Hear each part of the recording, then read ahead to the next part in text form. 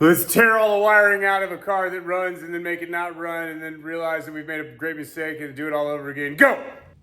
All right, thanks for tuning in to the Clapped Out Show. What you got here is time lapse. This is me realizing that I have to take the entire car apart that currently runs and drives, and it starts with a carburetor and some wiring. Well, a good amount of wiring. You got to rip. Basically, all the wires have to get removed from the car because they're not up to snuff for what I want to do. So this is the beginning of a long, frustrated journey. Welcome to the show. The carburetor out of the way, that was a big thing. I needed to get that off. I have to plumb the intake for EFI, but that's beside the point. One of the things that I'm going to have to go through on this car is the wiring. I'm going to go front to back over everything and redo it.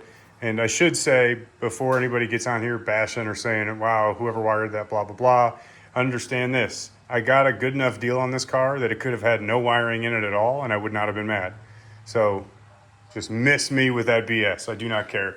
But all this wiring, all this stuff is going to get pulled. Obviously, the nitrous is coming off the car. We're going turbo. But one step at a time.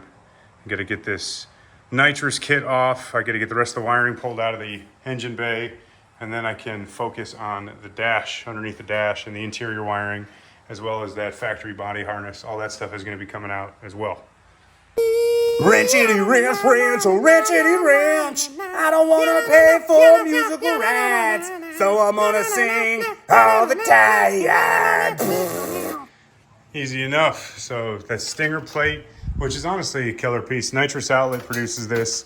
It comes with the bracket itself. It bolts, or actually maybe part of the plate. No, it's separate. But the bracket that's involved here, it's nice. It keeps the solenoids away from the intake so you can plumb it however you see fit. This is a 4500 series flange, but it's not a bad kit. If I was going to go nitrous Outlet is an awesome option for this stuff. Unfortunately, I'm not going nitrous.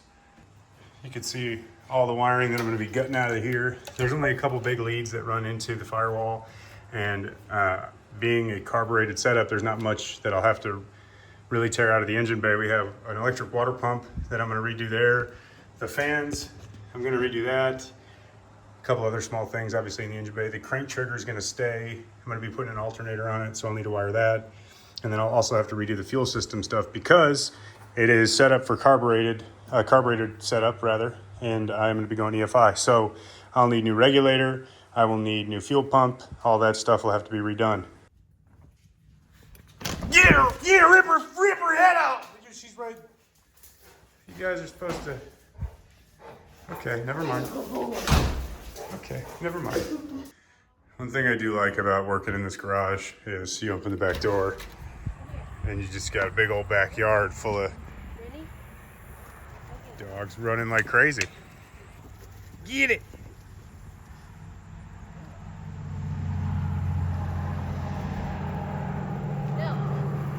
So inside the car, things get a little more dicey just in terms of safety and stuff. It doesn't have a quick release, but it's trying to have a quick release.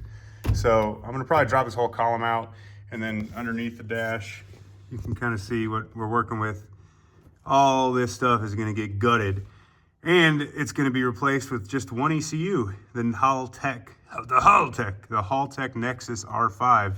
One ECU, it's also PWM, everything you could need to run a whole car. If you want one, dynasty.com. Get you one, son. Is going to control everything in the car. So headlights, taillights, turn signals, Ouija board, slushy machine, virgin daiquiri machine, and all of this stuff is going to get pulled out. Also, probably going to ixnay on the shifter and get a different shifter. Leave that there, though. Sick. Either way. So this actually ended up being a little bit more work than I anticipated. I'm pulling all the wiring from the backside of the dash. There's only a few bolts that hold the dash in, but all the wiring is intertwined with what's behind the dash. So I have to carefully pull everything apart, cut stuff I don't need, and then remove it. The way they mounted the dash at the very top of the seam where you see that rubber felt, it looks like some type of window sealant that they use, like a caulk, to use to keep it glued to the top portion of the dash, which was not a fun thing to pull out. All right, my back is destroyed. I heard it on Friday, it's Sunday, and it's still killing me. But this is basically everything that was behind the dash the car didn't need much to run. It's a carbureted setup. It had an ignition box. This is all the wiring that was there for gauges and all that sort of stuff. So all that stuff now pulled out. Nitrous kit is out. You can see this is the dash I was talking about, the sealant. You can see that clear caulk. In all honesty, like, this did the job. The car went mid-fives on motor with this stuff. Actually, I don't know if I mentioned that before, but yeah, a mid 5 second car, this thing on motor was in the mid-fives. So I can't knock it. It worked. It did the job. At the same time, obviously, I want to clean it up some and make it my own. All right, I'm a little sweaty from that whole adventure, but whatever. This is actually probably my favorite part of any build, is only when I buy a car that was already done or a project car from somebody that doesn't want it anymore, with the case, whatever the case is. But the discovery portion is always my favorite. It's on the old dust on old jack stand hat. But the discovery portion is my favorite. You get underneath the dash, you get underneath the chassis, there's always some surprises. This thing has offered no surprises at all. And the dude I bought it from, I won't go into detail, but I had a situation that prevented me from getting to the car when I wanted to, and he was awesome to work with. He took all the time in the world. He gave me all the time in the world, rather. And again, it's just nice to get a car like this where he says it's A, B, and C, and then you get underneath the car and it's exactly what he said it was. So I'm stoked on this thing. The wiring stuff is actually pretty therapeutic. I'm going to enjoy doing it front to back and have an ECU that runs the entire car, just one computer for everything. And the nice thing about the Haltech Nexus R5 is, like, let's say I'm going to be obviously running an electric fuel pump. I shouldn't say obviously, but I will be. And let's say down track, you have fuel pressure issues. You can pull the data log and see how many amps your fuel pumps are pulling. If you're wired to the Nexus with your fuel pumps, which I am. I was on the RX-7. So you can literally see, wow, my pump is drawing X amount of amps. This thing must be dying, because there is no way it should be pulling that many amps. That sort of stuff is super, super handy when you're trying to figure out what's up with the car, diagnose issues, so on and so forth. That's why I'm putting a Haltech on it. That's why I didn't go race it like it is. I'm excited, ready to rock out with my car secured in my pants. So when it comes to power adder, I've already talked about this is going to get a turbocharger. And on the RX-7, we worked with Garrett Turbos. Tim Colty at Garrett is just the dude. He's the dude. He is the man. Hooked it up with a G45 on that unit. And that car made 1,100 horse through a 3-liter. Now, we need a bigger turbo for this thing, obviously. Now, what I have here, I mean, what do we have here? If you know this hat, you know this crew, we can hang out. But what I have here, this is a Garrett G40. Okay, the reason I have this turbo out is because I want to just do a little bit of a size comparison so you can see what it takes to boost a big block. Now, a pair of these, it might do the trick, but it's still going to be underslung. This thing, a pair of these on like a 5.3 or a 4.8, it'd be a pretty rowdy time.